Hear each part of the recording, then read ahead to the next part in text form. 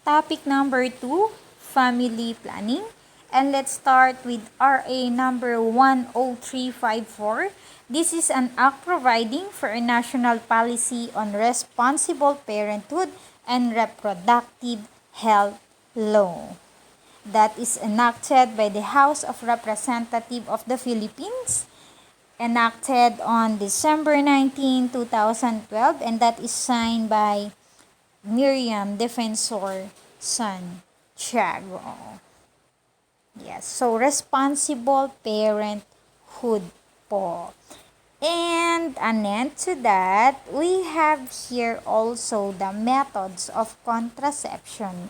We will discuss this later as we go on to our topic. And the good news of family planning or for being a responsible parenthood. Opo, ayan, responsible parenthood ha. Okay, so meron po tayong benefits nung family planning. Ang family planning merong actually advantages and disadvantages. Okay, that according to the World Health Organization, one of the benefits or advantage po ng family planning is that it will reduce infant mortality. Okay, so don't be confused with mortality and morbidity. Sulat natin. Sensyo na, hindi kagandahan ang sulat ko. Talagang ako'y pinagpala sa ganyang sulat. Okay. When we say mortality, that is the number of death. Number of death, friend. Okay, how about morbidity? Ang morbidity, that is the number of persons na may sakit, diseases, okay. 'Di ba? Number of the, 'di ba naloka kayo? Oo, number of death, number of diseases. Okay, para mas madaling ma-memorize ang mortality, yung mortal mong kaaway, friend. Ayan, mortal mong kaaway, mamatay ka na. Say, bibiit, friend. Problema doon, nurse. Okay? So, ang mortal mong kaaway, mamatay na. That is mortality. Number of death and morbidity is the number of persons na may disease. Okay? And then, after, that is one of the benefits po ng family planning. It will reduce yung, saglit lang. It will reduce yung infant mortality. Mababawasan yung bilang ng mga batang namamatay. Aside from that, it will help prevent HIV or AIDS. Okay? Sa family planning kasi, gumagamit po tayo ng mga contraceptives. Okay, so the good thing here is that aside nga sa ma-reduce niya yung infant mortality, ma-prevent mo pa yung pagkakaroon ng HIV or AIDS dahil sa isa nga sa benefits nito is yung gagamit, dito kasi sa family planning, gagamit tayo ng mga contraceptives. Included na doon ang condom, ang pills,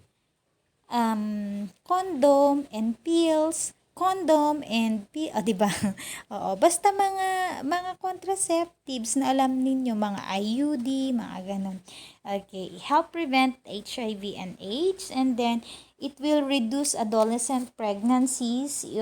Mas maganda nga yun actually.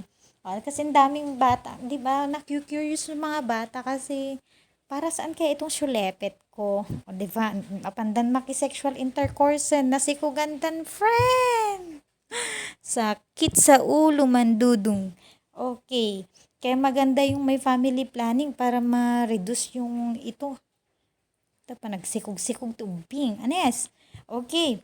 And then, aside from that, we have here also yung it will slow the population growth. Okay, para hindi dumami yung population ng Pilipinas, kasi hindi na tayo kaya ni Mother Earth. Masyado nang marami ang populasyon ng bansang Pilipinas. Okay, so those are the advantages of family planning. And we have here also the disadvantages nakasulat, pero isa lang kasi nandito sa slide ko. And that is birth control health risks. For some women kasi, oral contraceptives po can lead to hair loss. Aside from that, either weight gain or weight loss. Kung hindi mo kasi hiyang isang yung pills, okay, isa yun sa gamit sa family planning. Kung hindi mo hiyang yung pills na tinetake mo, malamang magkakaroon ka ng side effects sa katawan. Mostly sa mga girls, ito yung nararanasan nila. Dry ang skin, yung hair nila naglalagas, and then yun nga, either weight gain or weight loss. So, yan po yung disadvantage ng family planning. And we have here also the two types of family planning, namely natural family planning and artificial family planning. When we say natural, from the word itself actually, natural, ibig sabihin wala tayong tinitake sa body natin. Artificial, meron tayong tinitake. Yes, and types of natural family planning, let's start with the periodic abstinence or yung tinatawag din nating fertility awareness. I-discuss natin to later on. Dito muna tayo sa, ang sakit ng ulo niya, friend. Bakit kaya? Kasi, nag-coitus interruptus or nag-withdrawal siya. Sakit sa ulo, friend. Okay? So, types of natural family planning po. Ang withdrawal, natural lang siya. Kasi, yung lalaki, wala siyang linagay na condom or hindi siya nag-take ng any na gamot. Okay? So, that is coitus interruptus or withdrawal. Sakit sa ulo, mga boys. And then, let us discuss then yung periodic abstinence or, periodic abstinence or the fertility awareness. And so, we have here 3 common techniques po that are used in periodic abstinence. Number 1, look at the picture. Hawak-hawak ni bebe boy si bebe girl. Okay. Ano kayang method yan? Anong method ang gagamitin nila? Basal body temperature. Bongga. Okay. Ano ba kasi itong basal body temperature na to? As you can see, hawak-hawak ni bebe boy si bebe girl. So, imo-monitor kasi ni bebe boy si bebe girl. Bebe girl, anya napudot kan? Nung napudot ka, madimabalin. Okay?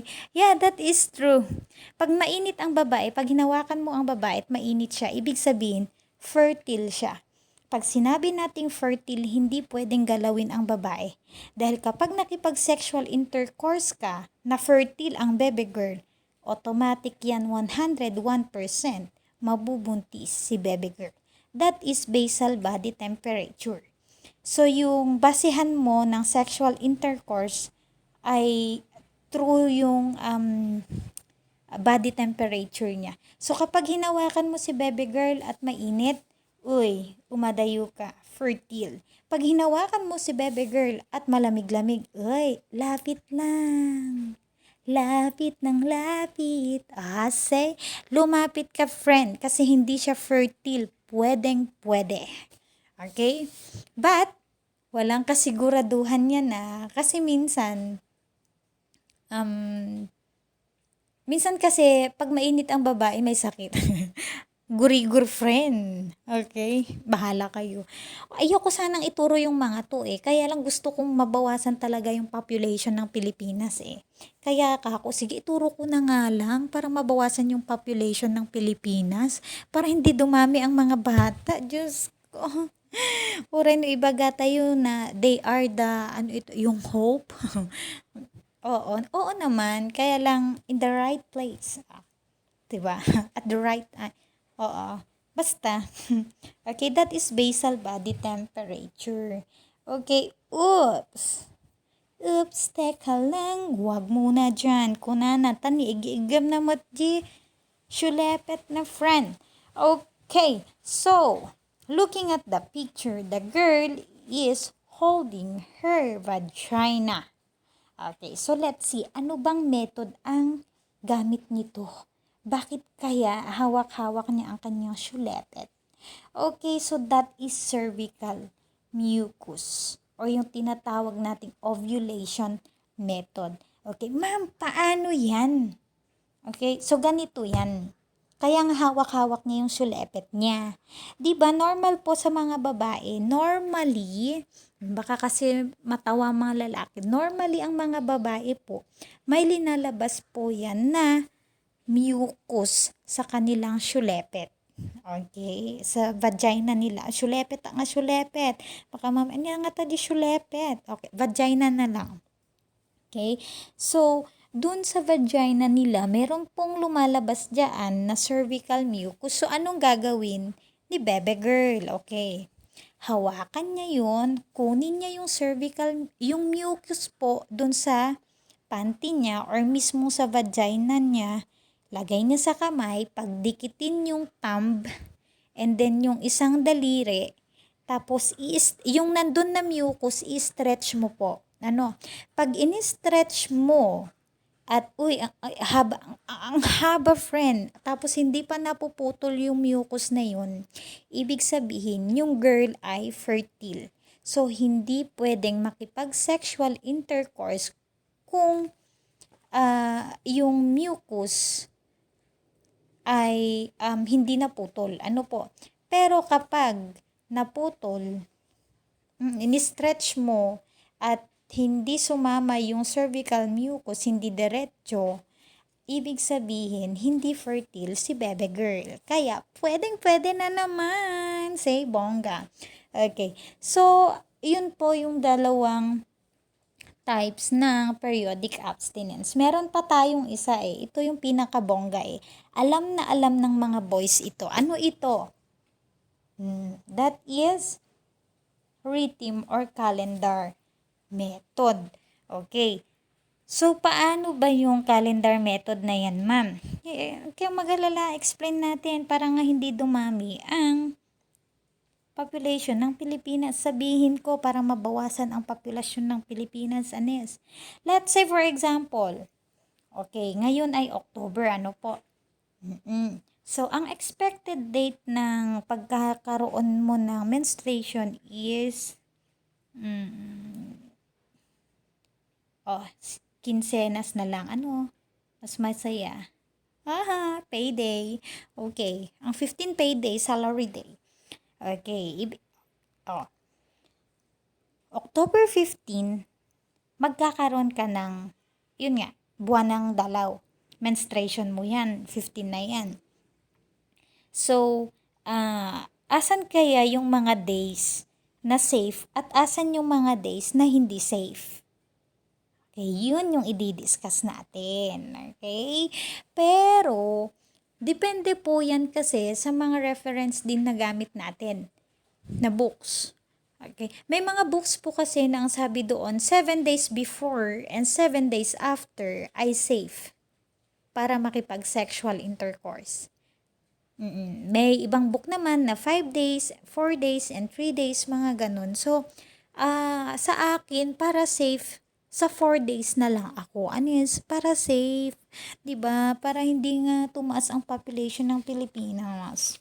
Okay? So, ayan. Yan yung day na magkakaroon ka ng menstruation, 15. Ngayon, bilang tayo ng 4 na araw backward. So, 1, 2, 3, 4.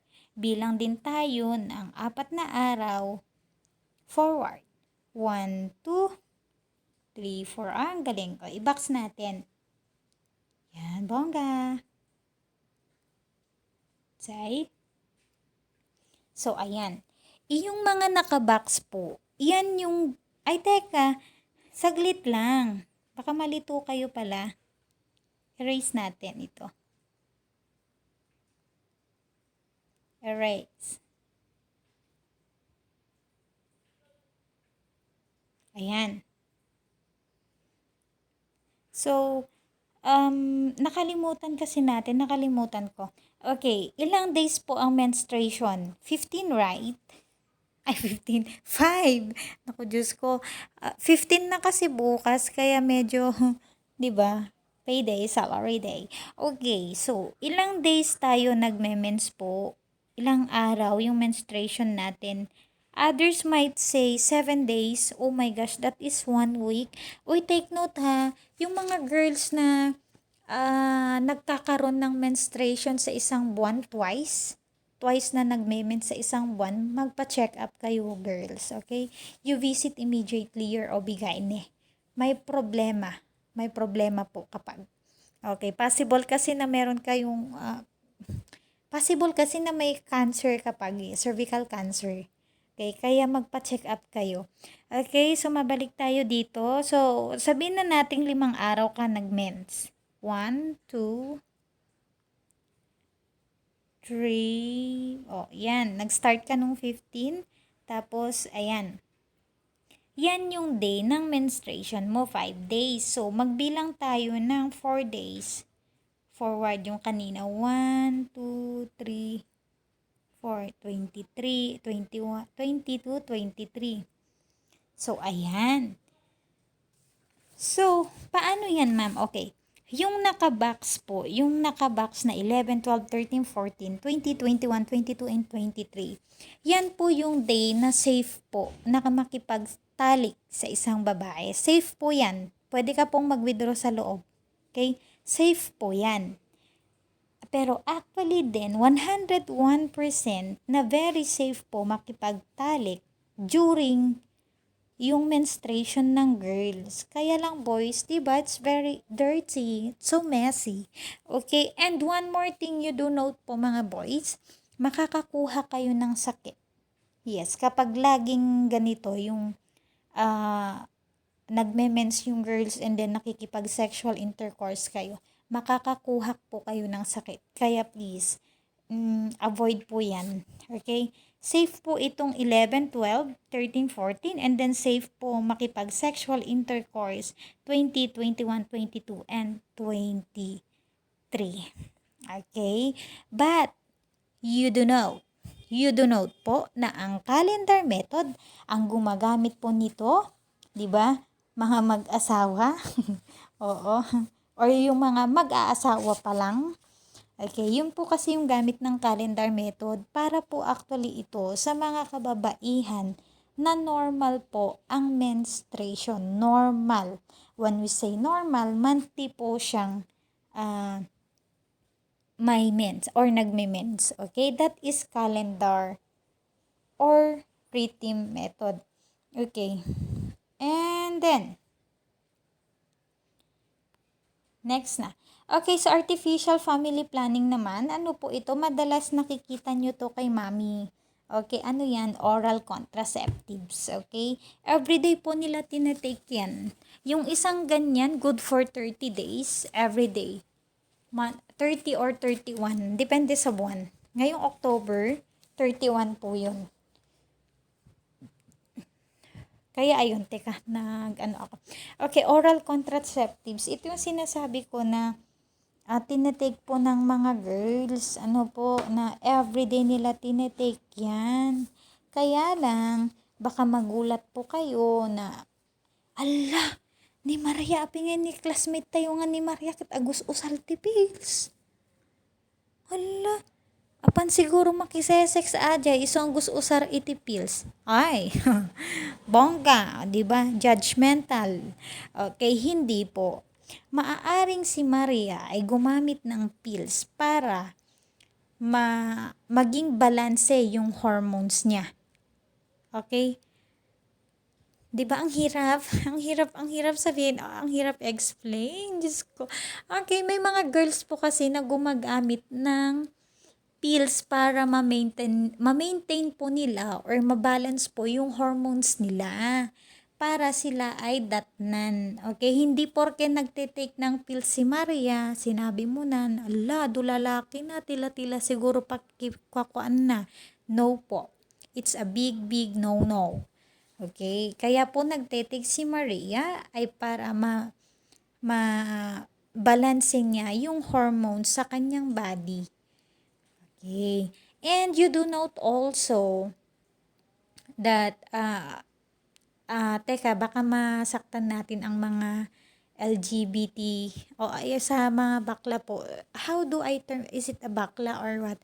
Oo, sa mga bakla po kasi, sorry po ha, baka may masaktan dun sa word ko na bakla. Okay, sorry po.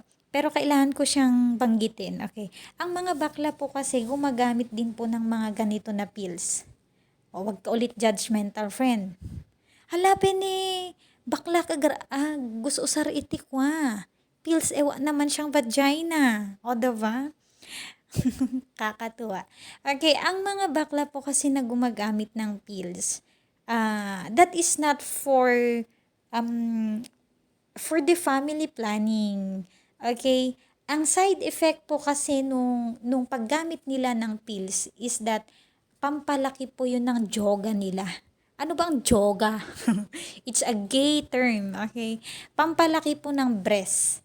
Yan po yung side effect ng mga boys. Na kapag ang mga boys gumamit ng pills, lalaki po yung breast nila.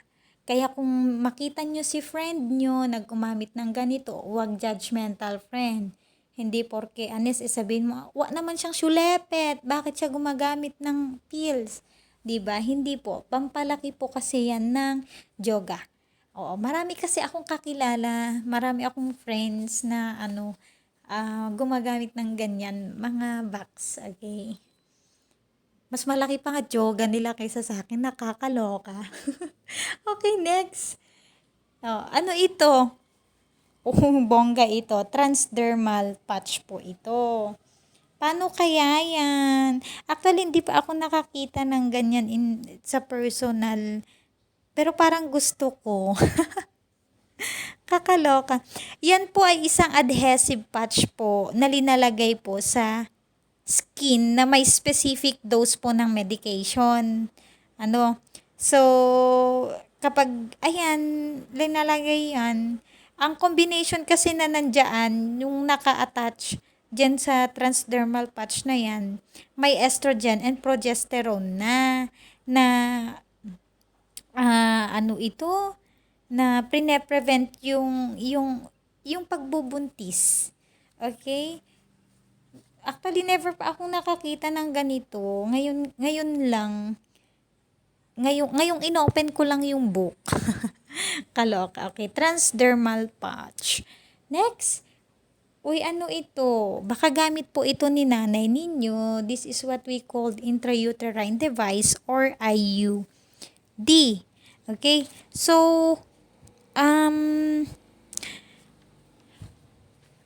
may ganito kasing senaryo, yung nanay ng friend ko, nung nag-aral kami ng nursing, nursing po, oo, nung time na napag-aralan namin to sa hindi, ano ito, oo, meron din sa funda,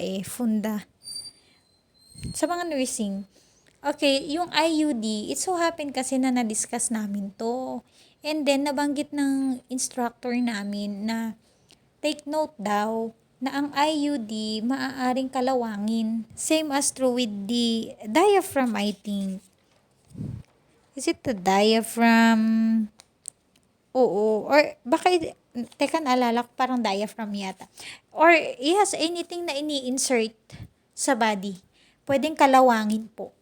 Kaya, sabihan yung mga parent nyo na magpa-check up kapag gumamit sila ng IUD or diaphragm. Ano po? Kasi baka po kalawangin Okay? So, ang IUD natin kung makikita ninyo, T-shape po yan. Ayan, na pinasok saan? Ay, linagay po dyan sa part na yan. Kita nyo po, yun yung instrument sa side and then pag pinasok, nakaganon na siya. Okay? So, barrier po yan. Para kapag sexual intercourse si mommy at si daddy, kapag nag-withdraw si daddy sa loob, okay, haharangin po ni IUD yung pagpasok ng sperm para hindi mabuntis si mami. Okay, so that is intrauterine device. Okay, so what is that? That is, ayun na po, diaphragm. Okay. Ang diaphragm, ganyan siya. Okay, so IUD ngayong nasa isip ko, yung talagang kinalawang. So, yung diaphragm natin is ganito lang siya. O, parang condom lang yung itsura niya. Cup lang pala siya. Okay, cup siya na ipapasok doon. Siyempre, barrier din po siya. O, tingnan ninyo dito sa gilid. Teka, saglit lang. Itong part na to. Ito. Okay. So, ayan. So, ito yung diaphragm lalagay dyan. Haharangin niya yung sperm. Giinunadan friend. Pero sorry sila kasi mababanggat sila doon. Babanggain nila si diaphragm. Hindi po sila makakapasok. Okay? So, that is diaphragm. Barrier din po siya. Okay? And then next, we have here yung, ano ito? Nag-smile sila. Ano kaya yan? Okay. So, that is male and female condom. Teka, saglit lang. Focus tayo sa male condom. Ano? Of course, we all know what is condom already, right? Laging ginagamit yan ng mga boys. Nasa wallet pa nga actually. Okay. So, barrier din po yan. Para hindi po mabontes si bebe, gamitin ang condomers. Okay. Nasa Manila ako. Na-encounter ko to eh. Nasa drugstore ako. May isang babae. Sabi niya, pabili po ng condom na pambabae. Ha? Hotdog? Hindi, naloka lang ako. Kasi sabi, sa isip ko, ang lakas ng loob niya. Bibili siya ng condom na pambabae.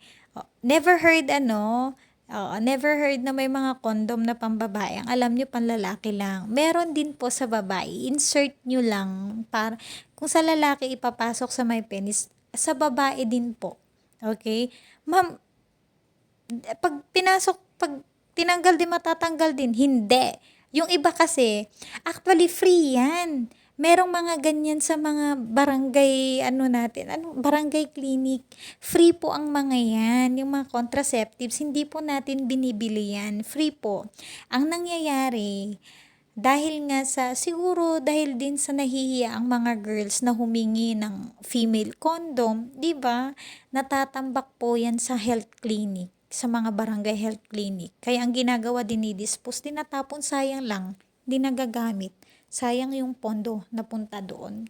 Meron tayong female condom, kaya huwag mahihiyang magtanong. Okay, magtanong kayo sa barangay health clinic ninyo, sabihin nyo, adda ba? Ti female condom, ikanak man. Diba? Oo, para hindi sayang kaysa itapon. Naloka lang ako noon, lakas ng loob niya, sabihin niya, pabili nga po ng female condom. Say, opo, meron pong female condom. Inet ninyo. Hindi nga lang siya gaano kasi talaga nagagamit. Kasi yung fear nung mga girls, paano pag on the process, yung sexual intercourse, pag pinasok nung guy, di papasok din. Hindi po. Kasi maididikit yun sa gilid ng syulepet nyo. Okay? Kaya wag matakot, wag mabahala. O, diba? Kanta ng probinsyano. O wag masyokot. Wag kang matakot, friend. Hindi papasok yung vagina na condom during the process. Kasi nakadikit din yan sa may skin sa gilid nung vagina mo. O, diba? So, those are the, ayun na, so much with that. Oo. Pero mas masaya sana kung sa loob ng klase mismo, mas maipapakita natin, mas mai-elaborate natin. Ano po. Kasi alam ko yung ganitong nakikinig lang, wala mabobore tayo. Mas maganda kasi pag talagang face-to-face, hands-on sa mga to. Super enjoy. Okay? So, as what I've said a while back, so much with this. So, these are the types of artificial family planning.